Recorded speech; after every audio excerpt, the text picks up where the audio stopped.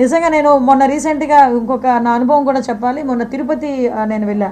Tirupati SP గారు కూడా ఇలాగే ఇన్నోవేటివ్గా ఆలోచించి మొన్న 10th క్లాస్ ఇంటర్మీడియట్ రిజల్ట్ వచ్చిన తర్వాత ఎవరైతే కానిస్టేబుల్ పిల్లలు, హోంగార్డ్ పిల్లలు 570 మార్క్స్ 970 మార్క్స్ అబోవ్ వచ్చిన వాళ్ళందరినీ కూడా ఒక చోటకి పిలిపించి వాళ్ళకి ఫెలిసిటేట్ చేసి ఒక క్యాష్ ప్రైజ్ కూడా ఇచ్చారనమాట. సో ఆ రోజు బై లక్ నేను ఉన్నాను. ఆ రోజు నిజంగా నాకు ఎంత హ్యాపీ అనిపించిందంటే ఒక ఇద్దరు పిల్లల్ని చూస్తున్నాను నేను. లిస్ట్ చూస్తూ ఉంటే ఒక 10th క్లాస్ అబ్బాయి 582 ఒక అబ్బాయి మార్క్, ఇంటర్మీడియట్కి వచ్చేసరికి 990 ఒక అబ్బాయికి.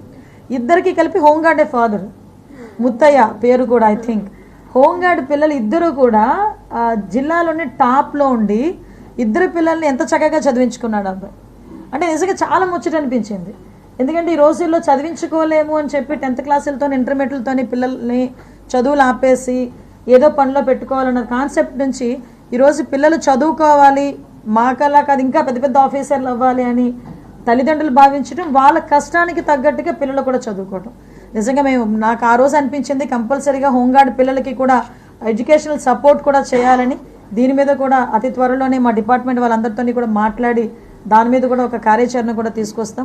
ఈరోజు ప్రత్యేకంగా ఈ హెల్త్ ఇన్సూరెన్స్ అనేది వీళ్ళ కుటుంబాల్లోని ఒక ధైర్యం నింపాలని మనస్ఫూర్తిగా కోరుకుంటున్నా. ఎట్టి పరిస్థితుల్లోని దీన్ని అవైల్ చేసుకునే పరిస్థితులు రాకూడదని నేను కోరుకుంటున్నా. ఈ హెల్త్ ఇన్సూరెన్స్ అవైల్ చేసుకునే పరిస్థితులు రాకూడదని కోరుకుంటున్నా. ఎందుకంటే ఈ మధ్యకాలంలో మనందరికీ తెలుసు హెల్త్ మీద ప్రతి ఒక్కరు కూడా ఒక కాన్షియస్గా ఉన్నారు. హెల్త్ని జాగ్రత్తగా చూసుకోవాల్సిన అవసరం ఉంది.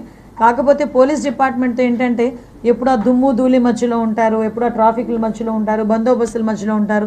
డెఫినెట్గా మన ఆరోగ్యం మనం కాపాడుకోవాల్సిన అవసరం ఉంది. దానికి తగ్గట్టుగా ఈరోజు మనం చేస్తున్న ఈ సపోర్ట్ వాళ్ళందరి కుటుంబాలకు ఒక ధైర్యం నింపాలని, ఆ ధైర్యం నింపే పరిస్థితి తీసుకొచ్చినందుకు విశాఖపట్నం కమిషనరేట్ అందరికీ కూడా ప్రత్యేకంగా సిపి గారికి టీం అందరికీ కూడా నేను ధన్యవాదాలు తెలియజేసుకుంటున్నాను.